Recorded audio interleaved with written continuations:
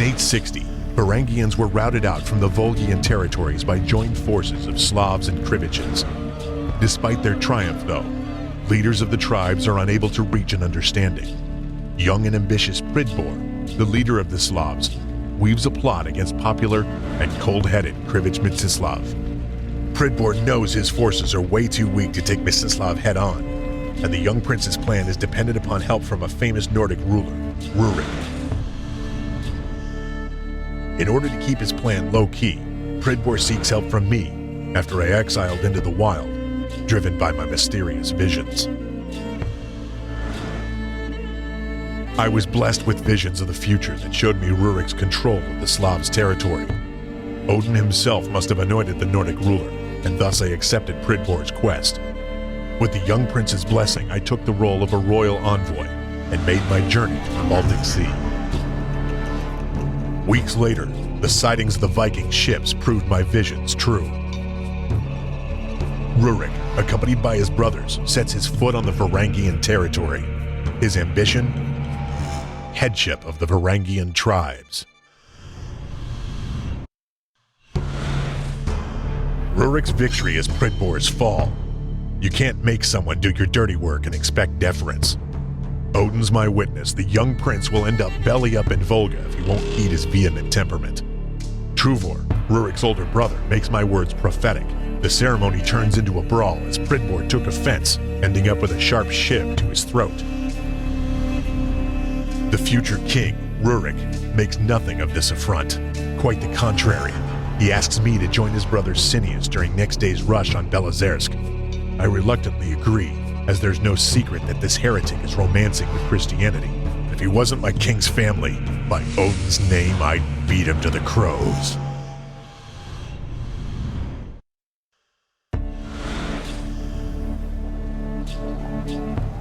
With Rurik's flag waving over Belozersk, his army was ready to ride on Holmgard, a stronghold ruled by Pridbor's bloodkin, Vasily.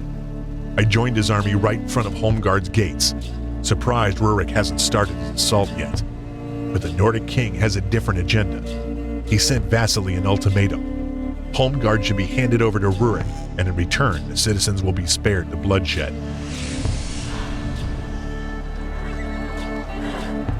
Vasily's response was blunt and decisive. His arrow landed just a few feet from Rurik's horse. Rurik kept his calm and lifted his finger in the air. The first column of his soldiers split in two, making way for Truvor, holding Pridbor on a leash like a dog. Vasily's eyebrows danced aghast, but before he was able to speak, Truvor's shiv sliced the prince's throat. I looked at Rurik, searching for assent in his stoic face. Luckily, I found nothing but detest. Rurik and I knew that those who command with ruthlessness and wanton find themselves powerless when the battle is over.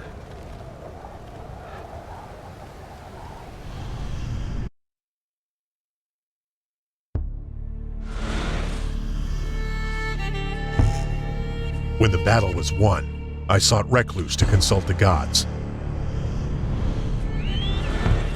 In the reflection of Lake Ilmen, I saw Rurik's demise. An eagle feasting on another eagle. Rurik was in danger, and the last blow would be made by his own kin. The king found me during my colloquy. I immediately told him about the visions. He was in danger from either Truvor, a man without honor or mercy, or Cineas, who sold his heart and soul to the Christians. I suggested the king to distribute some of the conquered lands to his brothers. I knew I made the king uncertain, but so far my visions have proven to be true. I suggested I join Truvor during next raid to keep an eye on the brother.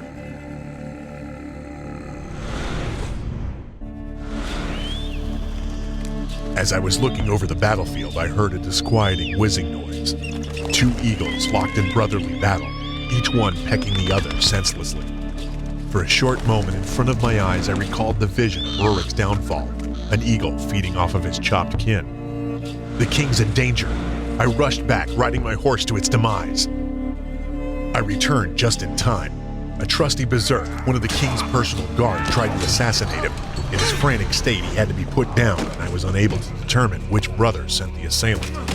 The king was furious. A blow from a family always hurts the most. Odin saw in Rurik the same man I see now, a godsend. To protect him, I'd have to kill Truvor and Cineas, yet each deed has its price. Rurik hesitantly agreed to sacrifice his firstborn to Odin. Once my job is done, I should lay low for a while to make sure the blame would be put on the remaining Krivich. No! I can't believe it. Cineas! You two-faced coward! Cineas! My own brother! Double-crossing me like that! No, Truvor! It wasn't me! You can't even admit your mistake! Die!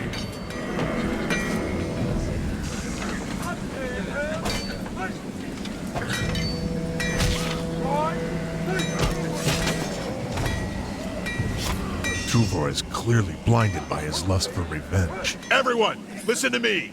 I come here in the name of King Rurik. We can and will defeat Truvor together and end his bloody reign once and for all. We want Truvor dead. If you can help us with that, we have a deal. Great!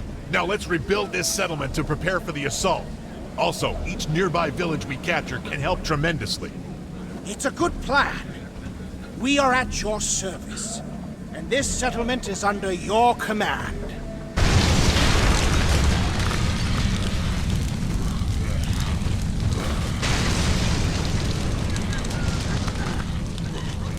Your fate ends here. Enough is enough, Truvor.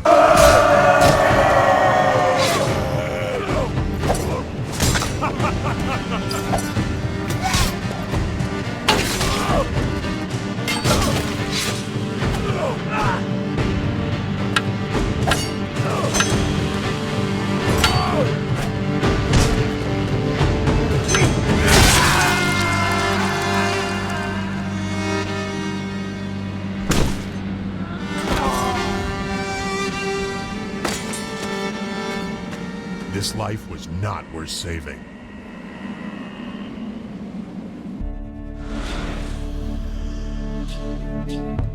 I disappeared as Rurik asked, but when I reintegrated with the shadows, the voices showed me the truth.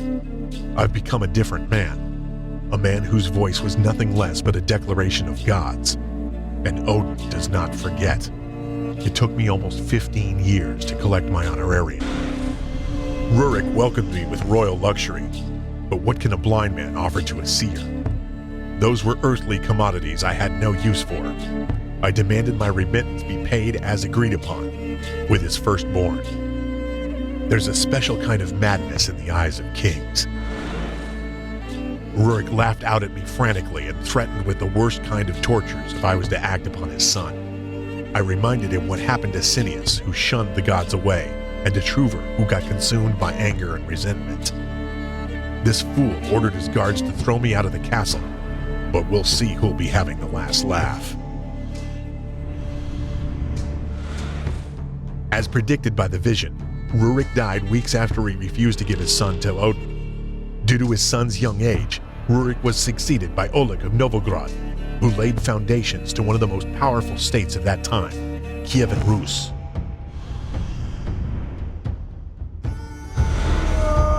Yet I wasn't victorious either.